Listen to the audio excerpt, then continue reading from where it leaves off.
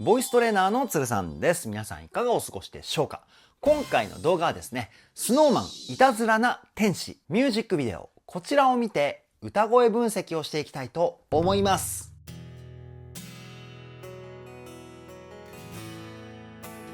鶴さんのボーカルルーム。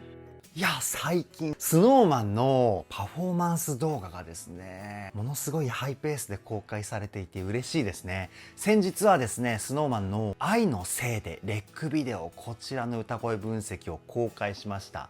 こちらのね、サムネイルの動画になってます。まだ見てない方はね、ぜひ見てみてください。そして1ヶ月も経たないうちにですね、今回のいたずらな天使、いやもうほんと嬉しいですね。そしていたずらな天使を歌声分析してみたんですけれども、もう進化が止まらないですね。どんどん新しい表現にチャレンジしてる SnowMan の歌声がですね、ものすごく分かりやすい形で表現されていたんじゃないかなっていうふうに思いました。そういった部分をどこよりも丁寧に、そして細かくをテーマに歌声分析しておりますので、ぜひ動画の最後までお付き合いよろしくお願いします。そして近日中にですね、SnowMan の歌声分析動画の総集編、こちらも公開しようかと思っております。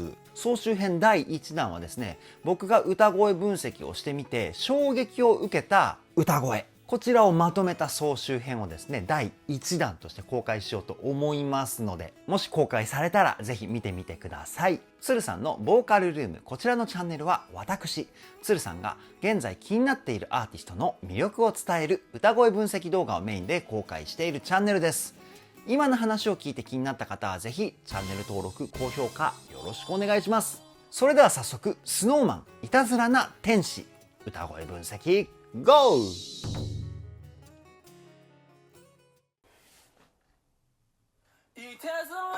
うわ、いいね。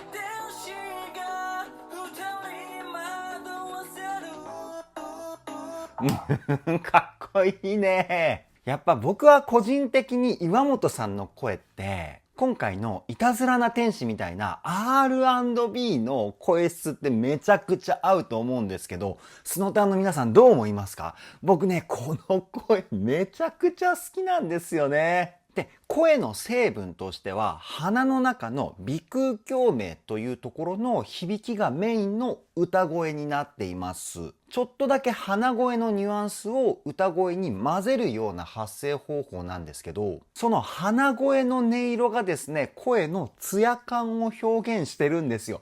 もう一回聞いてみましょう。いい。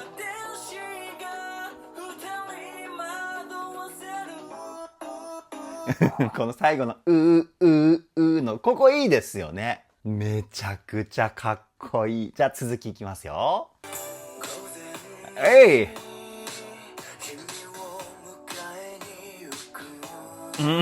い。いいね、ラウールさんの歌声。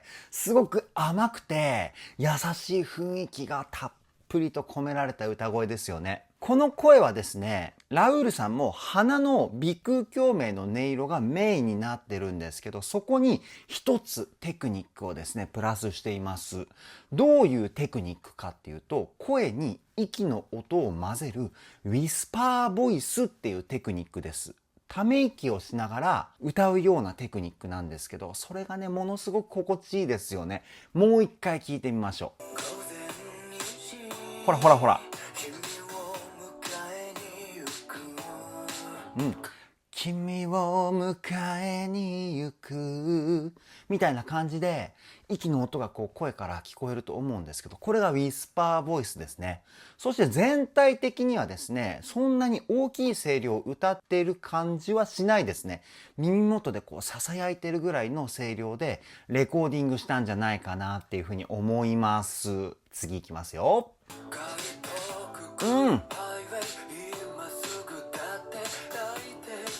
いいね。いいですね。目黒さんの歌声かっこいいですよね。で、全体的にちょっとこう泣きの歌い方っていうか、寂しそうな、あるいは悲しそうな雰囲気してましたよね。この辺はおそらくなんですけど、悲しい表情を作ってレコーディングしたんじゃないかなっていうふうに思います。声っていうのは顔の表情にものすごく影響を受けるんですよね。悲しい表情で歌うと声まで悲しくなるんですよ。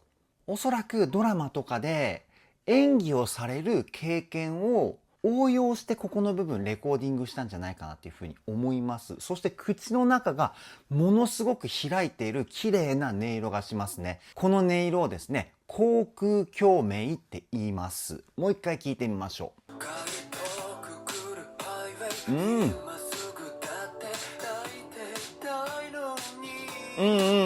抱いてたいのにみたいな、ここのところがですね、ものすごく悲しさが溢れる歌い方になってるんですよね。いやー、声の表現力も最高ですね、目黒さんは。次いきますよ。あ、いい。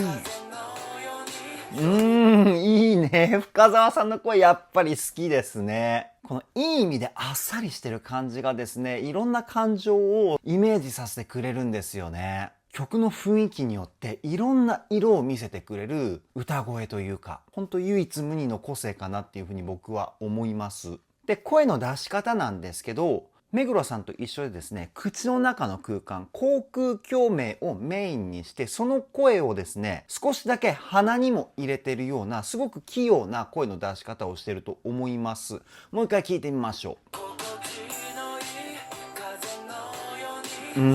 すごくね、聞きやすいですよね、言葉が。口の口腔共鳴の響きを中心にすると、歌詞一つ一つの輪郭がですね、ものすごくクリアになってくるので、歌詞が伝わりやすい声になるんですよね。プラス、今気づいたんですけど、言葉一つ一つを切るように歌うスタッカートっていうテクニックも使って歌ってます。なので言葉はものすごく綺麗に聞こえて、なおかつ歌のリズムの躍動感も表現してるっていうものすごいポイントでしたね。次いきますよ。いいですね。舘様の声。最初、ラーみたいな感じの歌い方でしたよね。これはですね、ここにある仮声帯という器官を使って歌うテクニック。エッジボイスって言います。すごくね、切ない感情を表現するときによく使うテクニックなんですけど、そのエッジボイスの雰囲気と舘様の声のセクシーな雰囲気がですね、ものすごく魅力的なポイントですよね。で、舘様の声はですね、肺の中の口腔共鳴という声の太さだったり、声の音圧をコントロールするポイントと、あとは鼻の鼻腔共鳴。この2つを中心に使ってます。本当に同じぐらいの割合で音色を作って混ぜて一つの声を作り出してるっていうか、そんな感じの歌声ですね。もう一回聞いてみましょ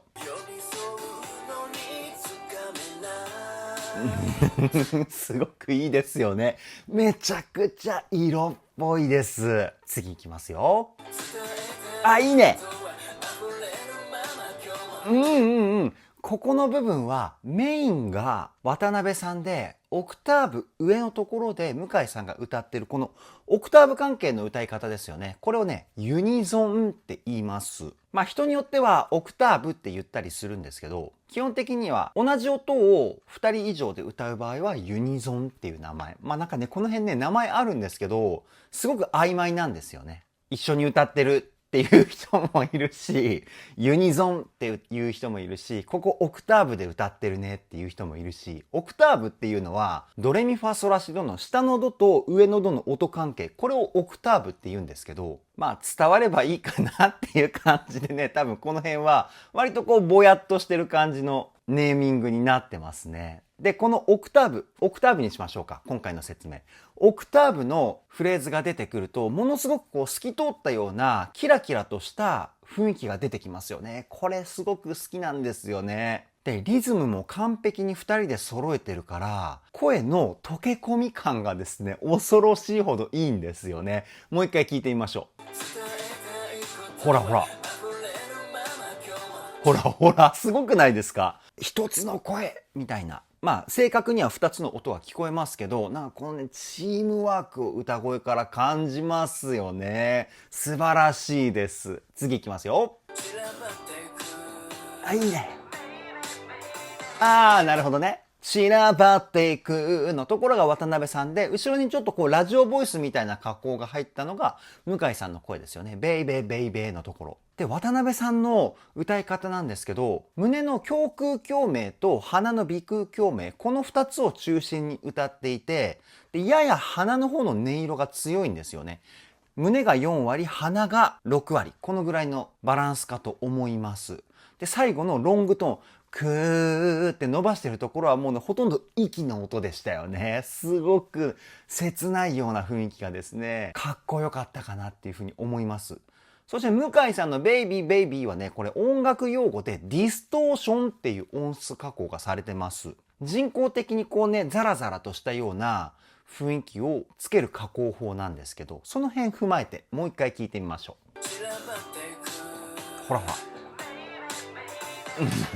かっこいいですよね。このディストーションがかかったところの一歩後ろに下がって歌ってるような距離感が出来上がるじゃないですか。このね、前後を使ったこのね、声の広がりたまんないですね。次いきますよ。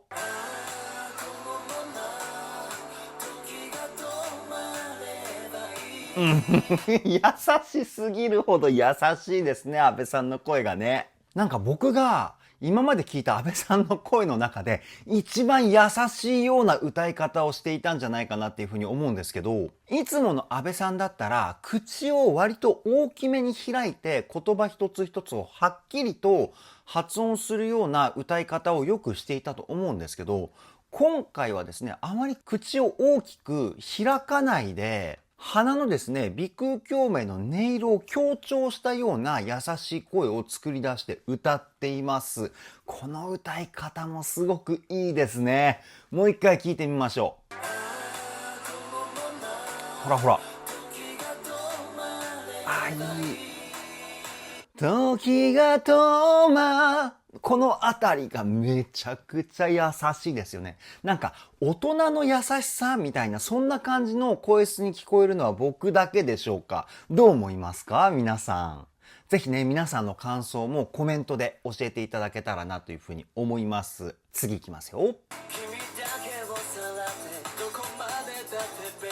ここはワンフレーズずつ佐久間さんと岩本さんがこう歌いつないでいくっていうパート割りなんですね。このね、スピード感がやっぱかっこいいですよね。そしてなんか声の音色も2人で揃えてるような感じがしたんですけど、気のせいでしょうか。もう一回聞いてみますね。ほらほらほら。なんか声のイメージを2人とも統一してますね、やっぱり。口と鼻の音色をですね、混ぜたような声質をチョイスして、声を飛ばすイメージをですね、前方向にしてるんですよね。声を飛ばすイメージをですね、前方向にすると、強めな声が出るんですよ。で、後ろに弾くように歌うと、柔らかい、ふわっとした感じになるんですけど、こういう声のイメージをですね、統一することによって、歌のつながりがこうスムーズに流れてるような雰囲気がするんですよね。そういう細かいところまでしっかり考えてレコーディングしてるってところにね、感動しちゃいますよ。次いきますね。おいいいね。この二人で歌ったラララーみたいなところ、このフェイクのところもリズムをぴったりと合わせて歌っているっていうのが素晴らしすぎますね。フェイク合わせるってものすごく難しいんですよ。細かい歌い回しになってくるので、やっぱりリズム的な難易度っていうのが一気に上がると思うんですけど、その辺もね、さすがですよね。ぴったりです。で、最後の岩本さんのハイトーンに行ったところ、なんかね、すごく声がかっこよくて、逆にそれが切なく聞こえました、僕。もう一回聞いてみましょう。ほらほらほら、かっこよくないですか今のところ。フレーズ的な切なさもあり、そこに対して岩本さんのイケメンボイスで歌うことによって、より切なさが増幅するっていうかね。で、次からサビですよね。これは楽しみだ。行ってみますよ。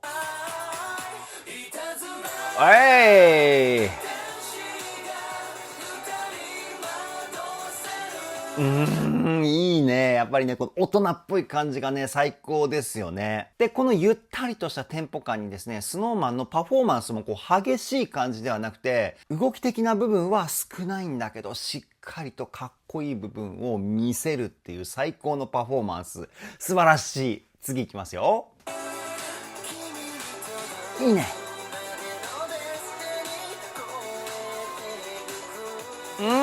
ここで向井さんの声が来るのはもうこれね、反則ですね。すごく個性が強いじゃないですか、向井さんの声って。もちろんいい意味でですよ。すごく際立ちますよね、個性が。で、向井さんの声って、いろんな声の表現の仕方をしてると思うんですけど、今回はですね、鼻の鼻腔共鳴の音色をものすごく過去一なんじゃないかっていうぐらい強調して歌ってます。もう鼻声のニュアンスが感じ取れるぐらいの歌声かと思うんですけど、それが逆にですね、こう甘えたような雰囲気に僕は感じて、たまらなく素敵な声だなっていうふうに思います。もう一回聞いてみましょう。ほらほら。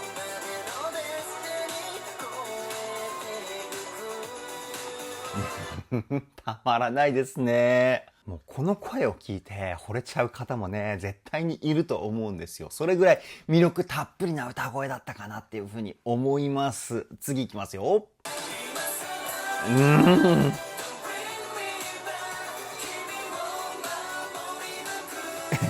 いいね。やっぱりこの全員で歌った時の声の音圧のこのアップした感じ、たまらなくかっこいいですよね。次いきますよ。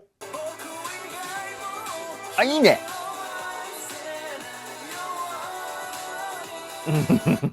この高い音域をこんなにね、さらっと歌えるところすごいですね。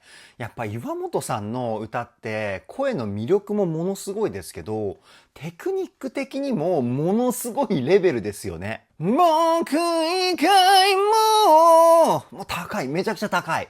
まあ、僕も出るっちゃ出るんですけど、岩本さんほどこうふわっとしたっていうか、こう R&B に合うような声質では歌えないですね。でも使ってる声の種類としては同じ声でミックスボイスっていう声を使ってます。地声と裏声の中間の声ですね。岩本さんの方が僕よりもミックスボイスのコントロールレベルがですね、はるかに上だっていうことなんですけど、もう一回聞いてみましょう。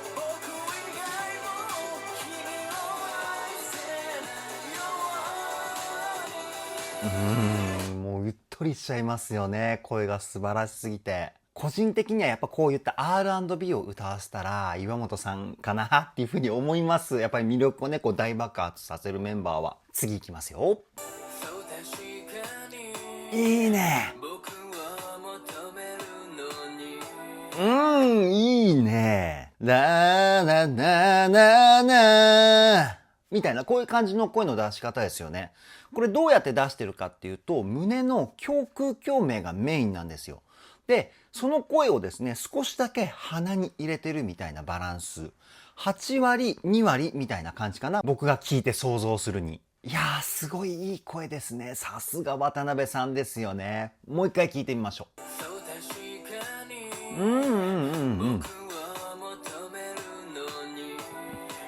いやいいね。ごめんなさい、今。聞き直したら渡辺さんの声が、やっぱりね、かっこいいなと思って、ちょっとうなっちゃいましたね。で、渡辺さんのすごいところって、口をあまり大きく開いて歌うタイプのボーカリストではないんですけど、それにもかかわらず、言葉の存在感がものすごく強くなるっていうところなんですよ。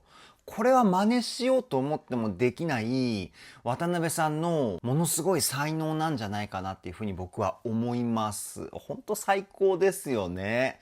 次いきますよ。いやー、いいね。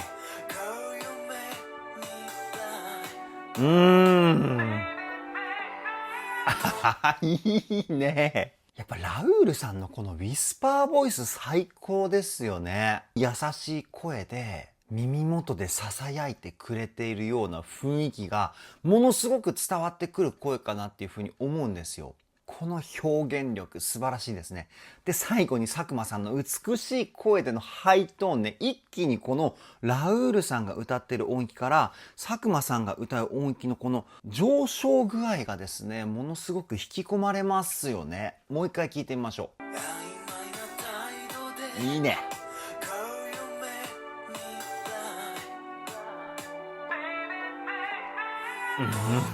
いい。で、佐久間さんの歌声は鼻中心のミックスボイスですね。鼻を中心にして高い音域を歌うことによって、ミックスボイスにもなりやすいんですけど、声の美しい成分がですね、ものすごく出やすいんですよね。佐久間さんはその辺をうまくコントロールして歌ってます。次いきますよ。いいね。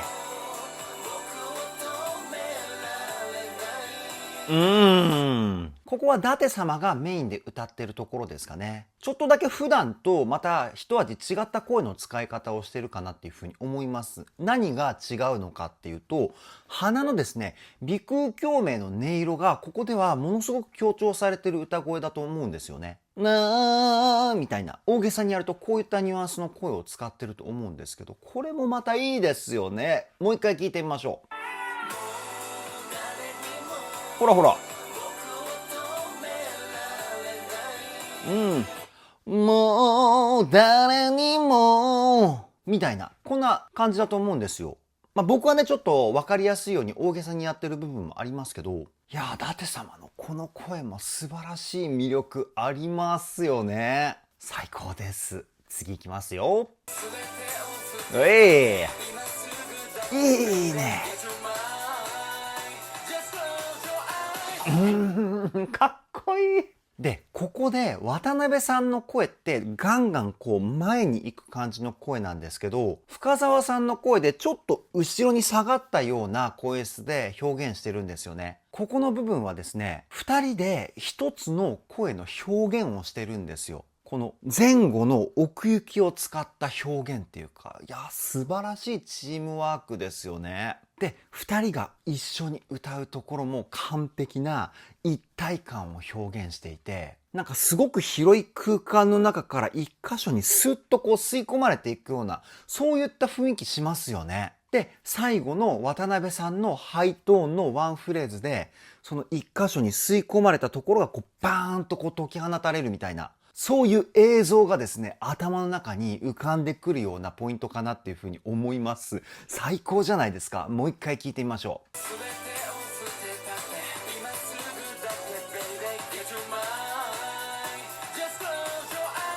かっこいい。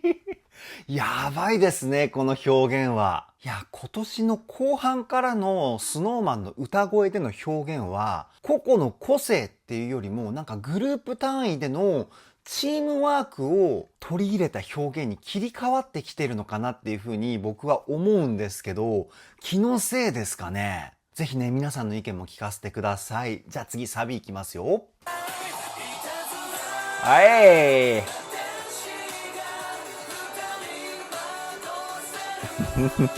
そうそう。渡辺さんの声でこうね、パーンとこう解き放たれてから一気に SnowMan 全員の声のパワーでガンとこうね、アピールしてくるサビ。最高。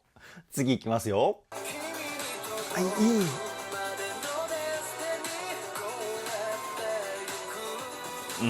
イケメンボイス。超イケメンボイスですよね。目黒さんの声ね。やっぱり音域が上がっても胸の胸腔共鳴の響きが減らないんですよね。これが目黒さんの声のすごいところで、普通音域って上がれば上がるほど胸腔共鳴の声が少なくなっていって、声がどんどん細くなるっていう現象が起きるんですけど、これをですね、いい意味で無視してるんですよ、目黒さんは。で、これを無視することが悪いことかって言ったら、むしろ歌にとってはものすごいいいことで、歌の基礎力がしっかりしてないと、この声の使い方っていうのはできないんですけど、だから目黒さんの声の出し方は基礎的な部分がものすごくしっかりしてる証拠なんですよ。さすがです。もう一回聞いてみましょう。ほらほら。ですてねーのところとか、ごめんなさい、今ちょっとね、思った以上に声大きくなりすぎちゃったんですけど、ディスティニーのところもすごく一気に音域上がってるじゃないですか。でも声質が全然細くなってないんですよ。これが素晴らしすぎます。次いきますよ。はい。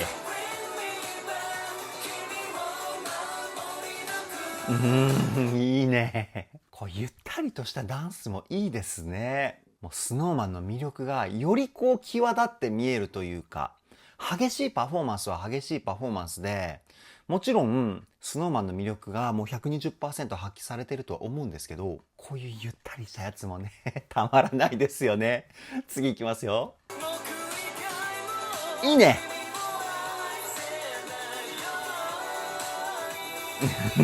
この佐久間さんの安定感やばいですよね。喋ってる時と同じぐらいのリラックスした体の状態なんですよね。だから音域が高くなっても、喋ってる時ぐらいのふわっとした感じで歌ってるんです、ここ。で、カラオケによく行く方とか、家とかね、車の中とかでよく歌を歌う方はわかると思うんですけど、音域って高くなればなるほど体に力が入っちゃうじゃないですか。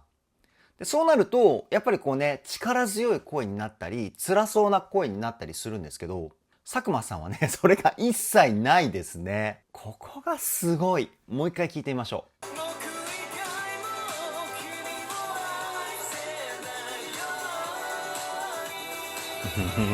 う。いいね。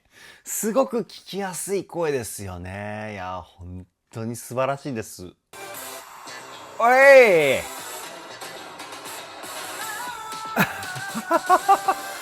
うん、かっこいいね。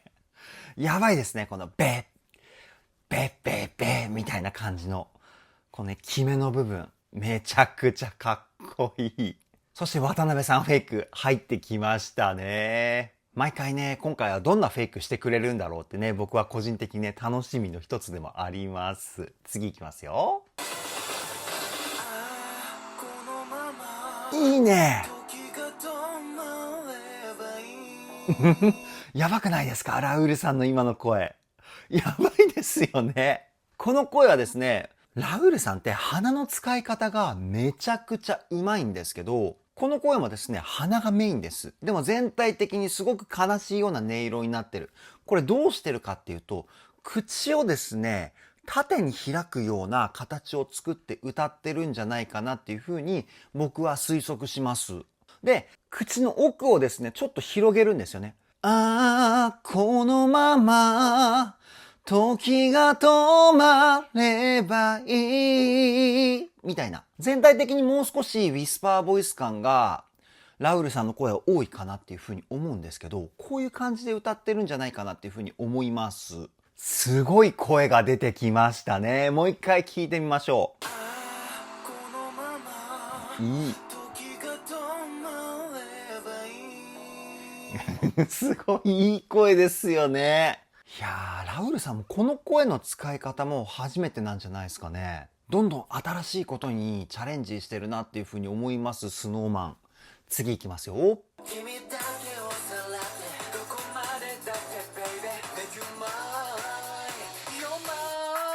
あ、向井さん、深澤さん、で、目黒さん。この流れですね。3人の声の個性がそれぞれまた違う感じになってるので、この声のリレー、ものすごく聞き応えがあるポイントですよね。もう一回聞いてみましょう。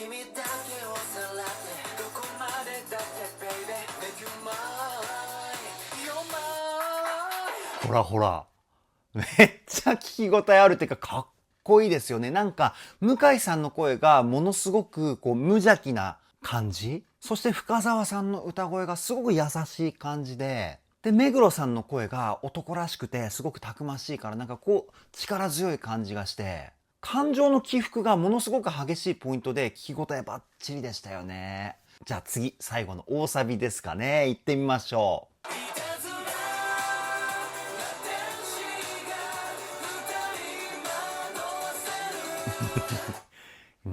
やっぱりこうね、ソロで歌った後の全員で歌うポイント。ここの音のダイナミクスがすごいですよね。ソロで歌ったところの音圧と全員で歌ったところの音圧のこの差、これをダイナミクスって言うんですけど、いやーたまらないですね。もうどんどん引き込まれちゃいます。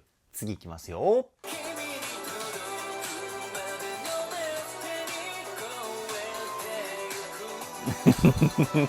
すごいね。やっぱりさすがメインボーカルですよね、渡辺さんは。新しい曲が公開されるたびに、渡辺さんの声のコントロール力がですね、ものすごいことになってるんですよね。今の声も、胸腔共鳴と鼻腔共鳴、この2つのコントロールで作り出された声なんですけど、なんか、胸腔共鳴と鼻腔共鳴とかじゃなくて、点と点でこうね、繋いでるかのような、すごくね、ごめんなさい、表現として皆さんに伝わりにくいことを言ってるっていうのは重々承知なんですけど、なんか必要最低限の部分しか使わないけど、使ってる2つの組み合わせがものすごく芸術的な歌声につながる体の使い方みたいな。なんかそういう感じのですね、歌声のコントロールなんですよね。だから全体的に聴いていてホッとする感じもあるし、歌声の魅力もものすごく爆発してるしっていう、もう本当にすごい声。もう一回聴いてみましょう。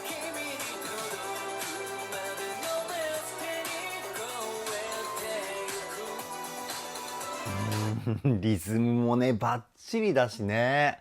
いやーもう完璧ですね、渡辺さんの歌は。素晴らしすぎる。次いきますよ。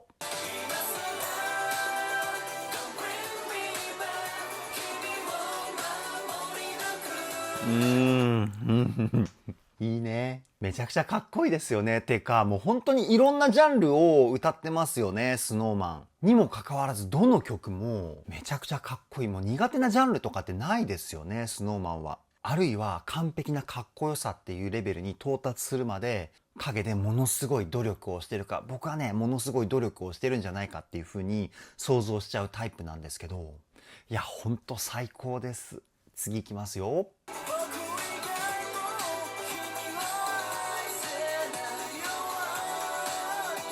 いいね。で、岩本さん本来だったらこのぐらいの高い音域はもっと男らしい声で表現もできるんですけど、あえてちょっと声質の細い音色を選んで歌ってますよね。喉をちょっとね、キュッと締めたような感じの音色っていうか、多分この声質をチョイスすることによって、少しだけ、こうなんか切ないんですよ、みたいな、苦しいんですよ、みたいな、感情を表現するために選んだ声なんじゃないかなっていうふうに僕は推測します。もう一回聞いてみましょ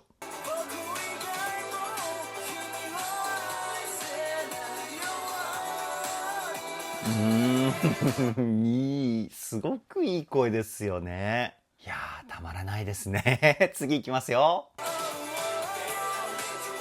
あ、もう、アウトロだ。あ、いいね。いいね。もう、夜の男たちって感じの雰囲気ですよね。僕最近そういう YouTube を見てるので、夜の男たちのね、ホストの方々の動画を見てるので、ものすごいかっこいいなっていう風に思っちゃいますね。ものすごく憧れます。続きいきますよ。あ、いいね。